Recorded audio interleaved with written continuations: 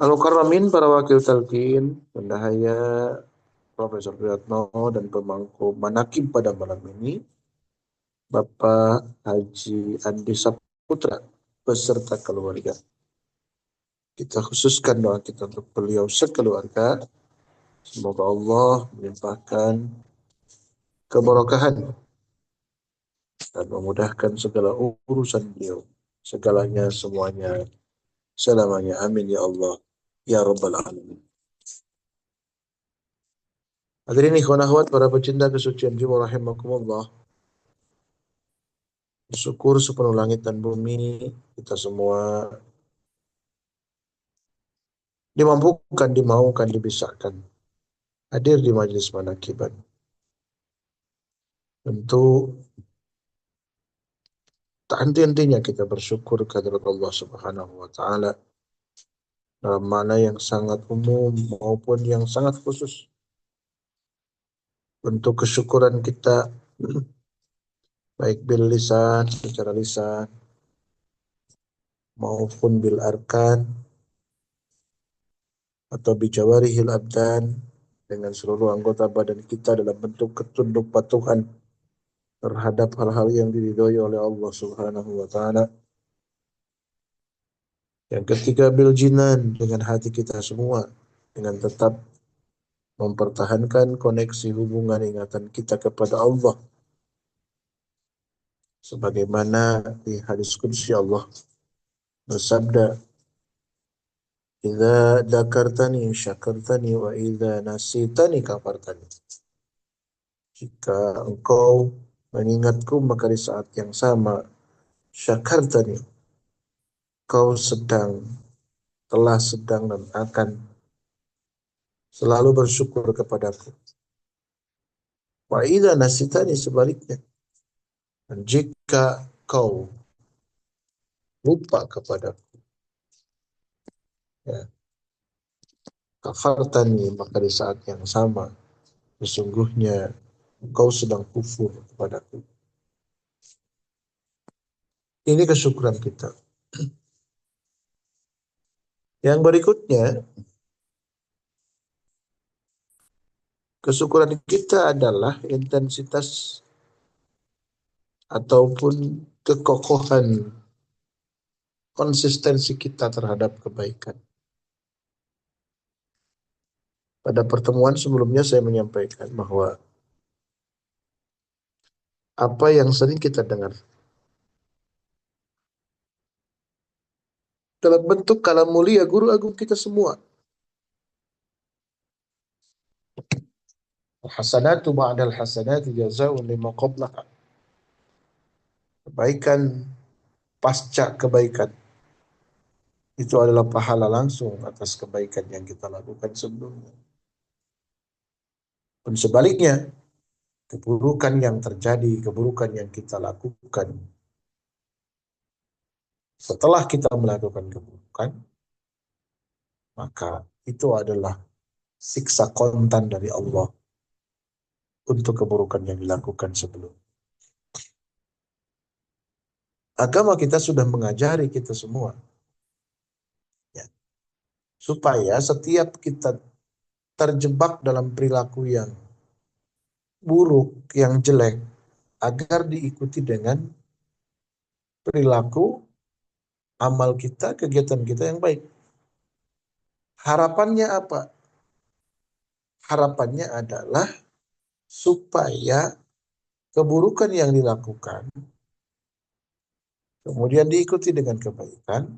Nah, kebaikan ini akan menghapus keburukan itu atau keburukan yang dilakukan sebelum kebaikan itu dilakukan. Jadi, wa'atbi'is sayyi'atal hasanat tamhuha. Ikutkanlah, iringilah keburukan itu, as-sayyi'at itu, dengan apa? Dengan kebaikan. Tamhuha. Niscaya kebaikan itu akan menjadi eraser, akan menjadi penghapus, penggugur keburukan yang dilakukan sebelum kebaikan itu terjadi. Jadi ini Buat para pecinta kesucian jiwa, mungkin kita sering mendengar ketika atau kita intensif mengucapkannya, bahkan boleh jadi mungkin sampai hari ini. Di akhir Ramadan itu kita sering berdoa, Allahumma innaka afuwun tuhibbul afwa fa'fu anna. Sebelum kita berbuka puasa, salah satu untayan doa kita itu adalah itu. Allahumma innaka afuwun tuhibbul afwa fa'fu anna. Nah, secara bahasa memang ada perbedaan yang mendasar antara magfirah dan al-afu. Ini rasanya pernah saya juga sampaikan, tapi tidak apa-apa. Kalau al-maghfirah, ya, keburukan yang kita lakukan itu tidak dihapus, tetapi itu tidak dianggap sebagai keburukan. Kalau misalkan Pak Kiai Nur Ramlan, Pak Kiai Nur Ramlan main ke pantai Losari. Losari itu di mana ya? Di Makassar ya. Ya, main ke pantai, jalan-jalan di atas pasir, ada bekas kaki beliau di atas pasir itu. Ya, terus begitu. Nah, bekas injakan kaki beliau itu kan ada, masih ada, tertinggal. Tapi kata penjaga pantai, udah nggak apa-apa, anggap tidak terjadi apa-apa saja. Nah, ini yang disebut dengan magfirah. Penilaian Allah terhadap kesalahan yang kita lakukan, yang dianggap itu nihil, tidak ada. Padahal ada, bekasnya ada, gitu ya. Kalau hal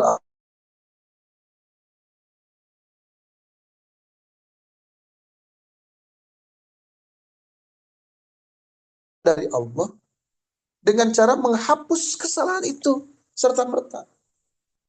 Seperti Kiai Nur Ramlan jalan di pantai, ada bekas kaki, cetakan kaki di atas pasir itu. Lalu ketika beberapa langkah yang sudah beliau lakukan,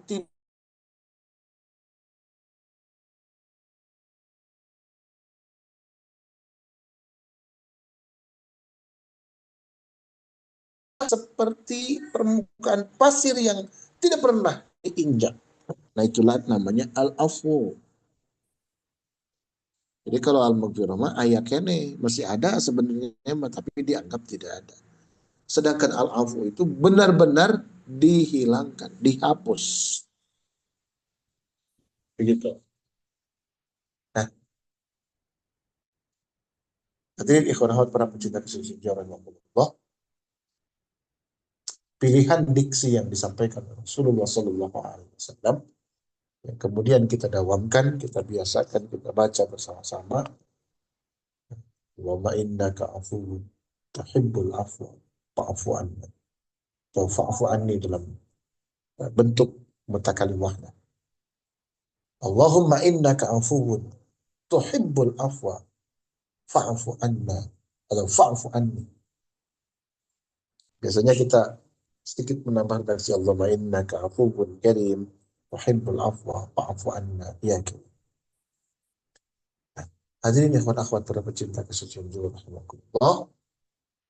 Ya, sekali lagi, ketersambungan antara atau uh, kita mengikutkan keburukan dengan kebaikan itu untuk apa? Untuk menghapus keburukan yang dilakukan sebelumnya. Harapan besarnya adalah ketika kebaikan yang kita ikutkan terhadap keburukan yang pernah dilakukan itu, tampuha itu yang akan uh, diharapkan menghapus keburukan yang dilakukan sebelumnya. Hadirin ikhwan akhwat para pecinta kesucian jiwa rahimahullah. Kesyukuran kita, coba bayangkan.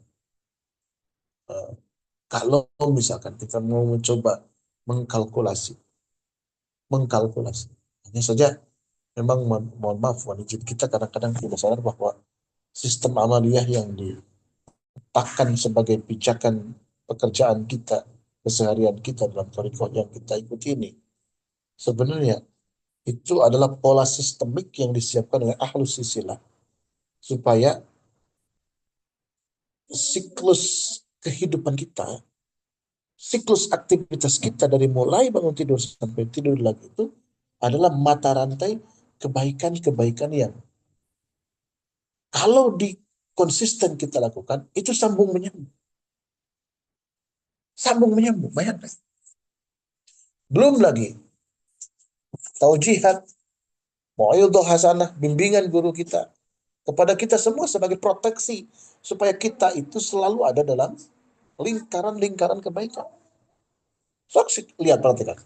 Dari bangun tidur sampai tidur lagi. Itu adalah mata rantai amalia yang merupakan sistem proteksi guru kita terhadap murid-muridnya, terhadap kita semua, supaya kita selalu ada dalam lingkar kebaikan.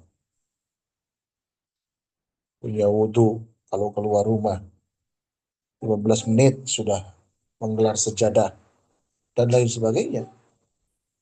Kan dari waktu ke waktu, perpindahan dari waktu ke waktu itu, semuanya penuh dengan sistem proteksi amalia kita semua. Luar biasa. Ini, mohon maaf, berkali saya orang, ini untuk kita sadar bahwa sesungguhnya kalau kita semua itu disiapkan supaya kita betul-betul safety, terjaga, aman, agar selalu dalam lingkaran siklikal, siklus kebaikan. Bangun tidur, kita baca, yang masih suka tidur ya, mohon maaf, yang masih suka tidur dalam bahasa yang sangat umum.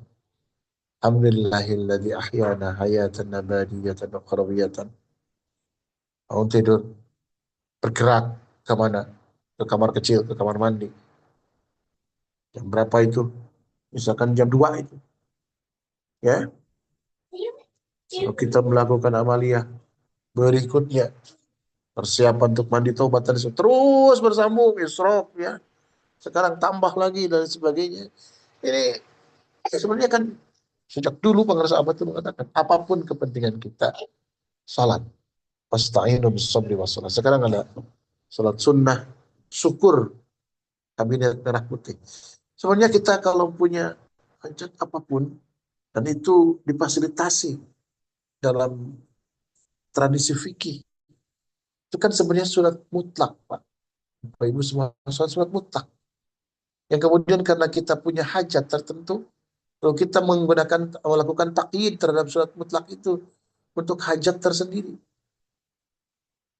Misalkan, mohon maaf, kita kehilangan handphone, lalu kita bermohon pertolongan kepada Allah dengan melakukan sholat sunnah 2 rakaat.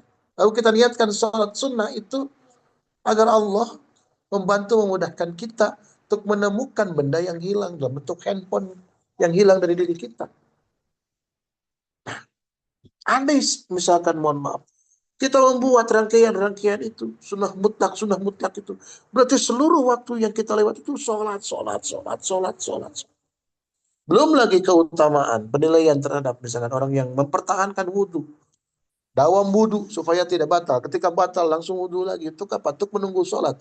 Itu kan itu dihitung sebagai apa? Sebagai bentuk kita juga sedang melaksanakan sholat. Kenapa?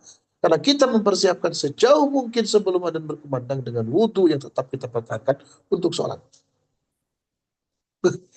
Luar biasa. Masya Allah. Ini yang kadang mohon izin, mohon maaf. Kita lupa. Bukan kita lupa. Kita tidak ngeh dengan kondisi kemuliaan yang disiapkan oleh guru agung kita semua, supaya kita ada dalam sistem proteksi dan kita tetap berada dalam lingkaran-lingkaran kebaikan. Tinggal apa perjuangan kita, Bapak Ibu, hadirin ikhwan akhwat semuanya adalah mengkonversi semua itu, melakukan upaya semua itu agar mewujud menjadi kemuliaan akhlak kita semua. Makin rajin kita isroknya, makin keren akhlaknya, makin indah tutur bahasanya, makin baik perangainya.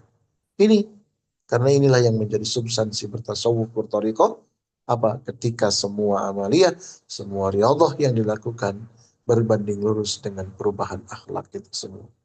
Inna tasawwufa kullahu lahwal adab. Sesungguhnya tasawuf itu seluruhnya adalah soal adab kita. Adab terhadap diri sendiri, adab terhadap orang-orang yang ada di sekeliling kita, adab terhadap hubungan kita.